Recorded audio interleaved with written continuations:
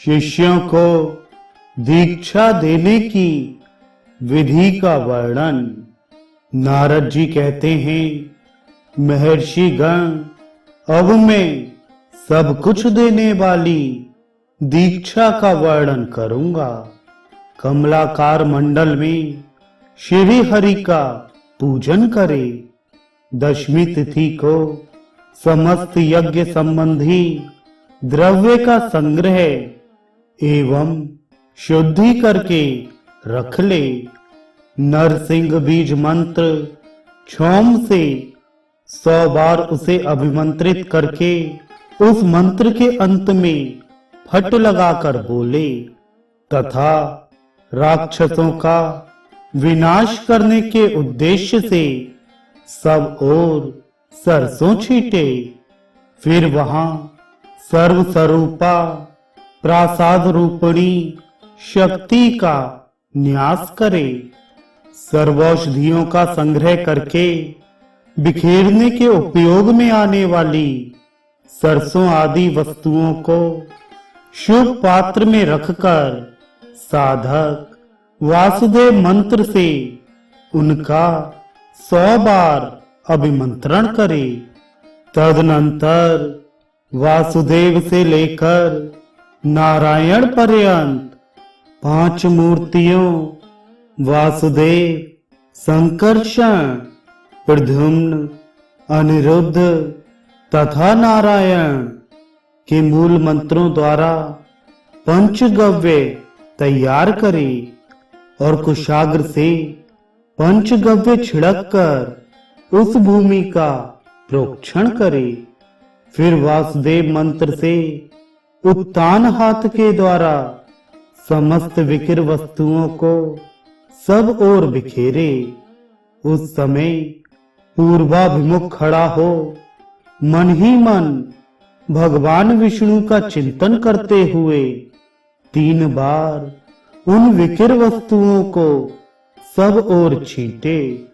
तत्पश्चात वर्धनी सहित कलश पर स्थापित भगवान विष्णु का अंग सहित पूजन करे।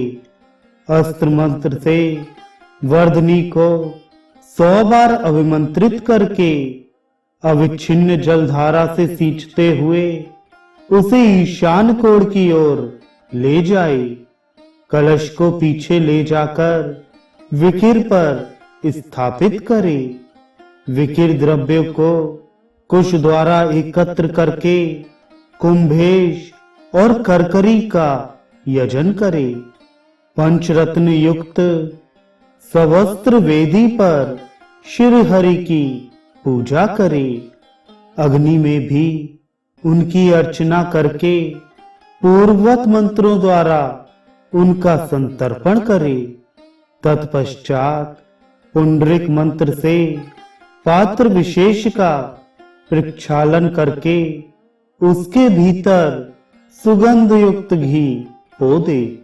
इसके बाद साधक उसमें गाय का दूध भरकर वासुदेव मंत्र से उसका अवेक्षण करे और संकर्षण मंत्र से सुसंकृत किए गए दूध में घृताक्त चावल छोड़ दे। इसके बाद प्रद्युम्न मंत्र से करछुल द्वारा उस दूध और चावल का आलोडन करके धीरे धीरे उसे उलाटे पलाटे। जब खीर या चरु पक जाए तब आचार्य अनिरुद्ध मंत्र पढ़कर उसे आग से नीचे उतार दे। तदनंतर उस पर जल छिड़के और घृतालेपन करके हाथ में भस्म लेकर उसके द्वारा नारायण मंत्र से ललाट एवं पार्श्व भागों में ऊर्ध्व पुंड्र करे। इस प्रकार सुंदर संस्कार युक्त चरु के 4 भाग करके एक भाग इष्ट देव को अर्पित करे, दूसरा भाग कलश को चढ़ावे, तीसरे भाग से अग्नि में 3 बार आहुति दे और चौथे भाग को गुरु शिष्यों के साथ बैठकर खाए, इससे आत्मशुद्धि होती है। दूसरे दिन एकादशी को प्रातः काल ऐसे वृक्ष से दातन ले जो दूध वाला हो।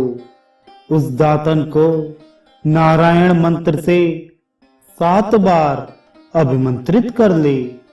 उसका दंत शुद्धि के लिए उपयोग करके फिर उसे त्याग दे। अपने पातक का स्मरण करके पूर्व अग्नि को, उत्तर अथवा ईशान कोण की ओर मुंह करके अच्छी तरह स्नान करे।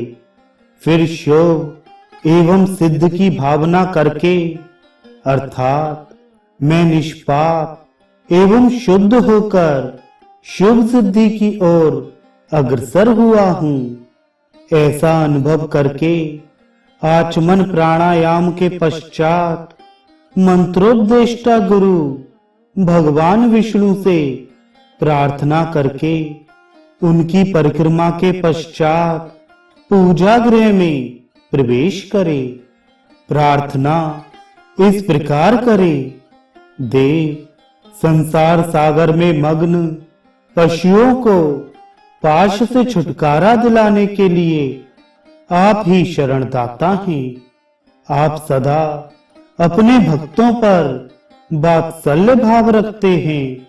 देव देव, आज्ञा दीजिए, प्राकृत पाश बंधनों से बंधे हुए इन पशुओं को आज आपकी कृपा से मैं मुक्त करूंगा। देवेश्वर श्री हरि से इस प्रकार प्रार्थना करके पूजा गृह में प्रविष्ट हो। गुरु पूर्वक अग्नि आदि की धारणाओं द्वारा शिष्यभूत समस्त पशुओं का शोधन करके संस्कार करने के पश्चात उनका वासुदेव आदि मूर्तियों से संयोग करे। शिष्यों के नेत्र बांधकर उन्हें मूर्तियों की ओर देखने का आदेश है। शिष्य उन मूर्तियों की ओर पुष्पांजलि फेंके। तदनुसार गुरु उनका नाम निर्देश करें। पूर्ववत शिष्यों से क्रमशः मूर्तियों का मंत्र रहित पूजन कराए। जिस शिष्य के हाथ का फूल जिस मूर्ति पर गिरे, गुरु उस शिष्य का वही नाम रखे। कुमारी कन्या के हाथ से काता हुआ लाल रंग का सूत लेकर उसे 6 गुना करके बट दे। उस 6 गुने सूत की लंबाई पैर के अंगूठे से लेकर शिखा तक की होनी चाहिए। फिर उसे भी मोड़कर तिगुना कर ले। उक्त त्रिगुणित सूत में प्रक्रिया भेद से स्थित उस प्रकृति देवी का चिंतन करे, जिसमें संपूर्ण विश्व का लय होता है और जिससे ही समस्त जगत का प्रादुर्भाव हुआ करता है। उस सूत्र में प्राकृतिक पाशों की तत्व की संख्या के अनुसार ग्रथित करे, अर्थात 24 गांठें लगाकर उनको प्राकृतिक पाशों के प्रतीक समझे। फिर उस ग्रंथि युक्त सूत को प्याले में रखकर कुंड के पास स्थापित कर दे। तदनंतर सभी तत्वों का चिंतन करके गुरु उनका शिष्य के शरीर में न्यास करे। तत्वों का वह न्यास सृष्टि क्रम के अनुसार प्रकृति से लेकर पृथ्वी पर्यंत होना चाहिए। 3, 5, 10 अथवा 12 जितने भी सूत्र भेद संभव हों, उन सब सूत्र भेदों के द्वारा बटे हुए सूत्र को ग्रथित करके देना चाहिए। तत्व चिंतक पुरुषों के लिए यही उचित है।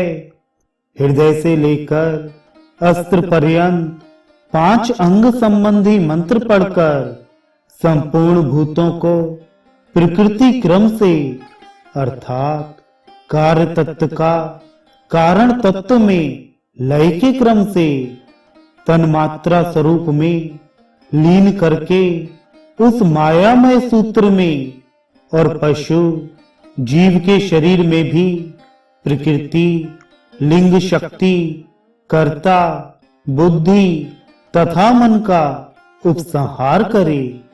तदनंतर पंच तन्मात्र, बुद्धि, कर्म और पंच महाभूत इन 12 रूपों में अभिव्यक्त द्वादशात्मा का सूत्र और शिष्य के शरीर में चिंतन करे।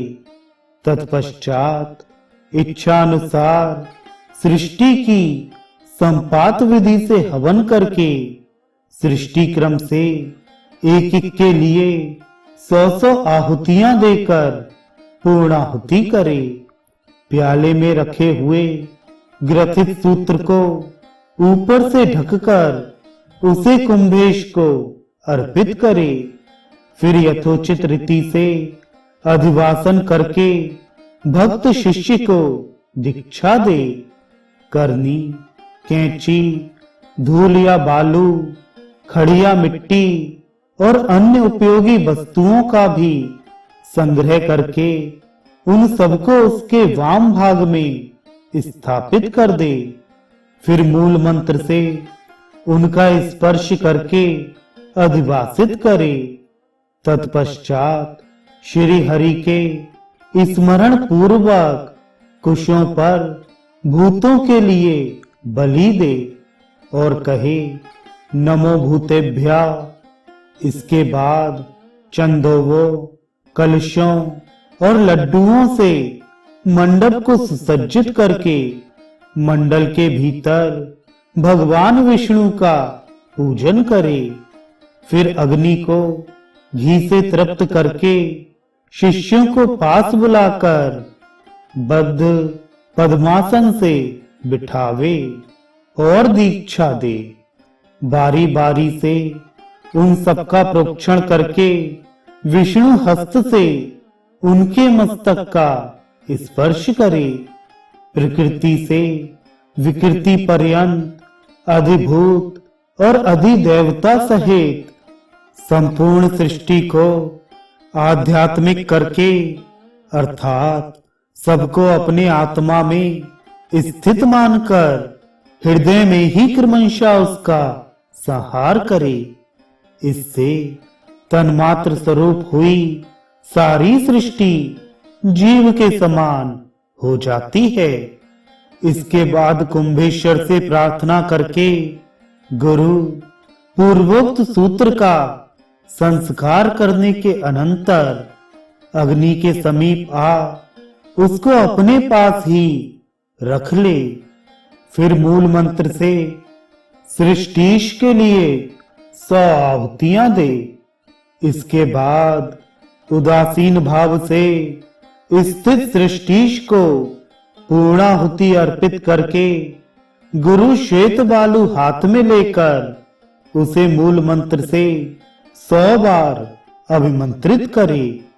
फिर उससे शिष्य के हृदय पर ताड़न करे। उस समय वियोगवाची क्रियापद से युक्त बीज मंत्रों एवं क्रमशः पादादि इंद्रियों से घटित वाक्य की योजना करके अंत में हूम फट का उच्चारण करे। इस प्रकार पृथ्वी आदि तत्वों का वियोग कराकर आचार्य भावना द्वारा उन्हें अग्नि में होम दे। इस तरह कार्य तत्वों का कारण तत्वों में होम अथवा लय करते हुए क्रमशः अखिल तत्वों के आश्रय भूत श्री हरि में सबका लय कर दे।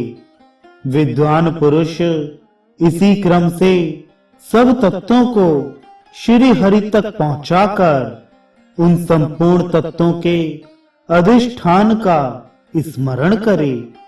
उक्त रीति से ताड़न द्वारा भूतों और इंद्रियों से वियोग कराकर शुद्ध हुए शिष्य को अपनाए और प्रकृति से उसकी समता का संपादन करके पूर्वोक्त अग्नि में उसके उस प्राकृत भाव का भी हवन कर दे। फिर गर्भाधान, जात कर्म, भोग और लय का अनुष्ठान करके उस कर्म के निमित्त वहां 8-8 बार शुद्ध अर्थ होम करे। तदनंतर आचार्य पूर्णाहुति द्वारा शुद्ध तत्व का उद्धार करके अव्याकृत प्रकृति पर्यंत संपूर्ण जगत का क्रमानुसार परम तत्व में लय कर दे। उस परम तत्व को भी ज्ञान योग से परमात्मा में विलीन करके बंधन मुक्त हुए जीव को अविनाशी परमात्म पद में प्रतिष्ठित करे। तत्पश्चात विद्वान पुरुष यह अनुभव करे कि शिष्य शुद्ध बुद्ध परमानंद संधों में निमग्न एवं कृतकृत्य हो चुका है। ऐसा चिंतन करने के पश्चात गुरु पूर्णाहुति दे। इस प्रकार दीक्षा कर्म की समाप्त होती है।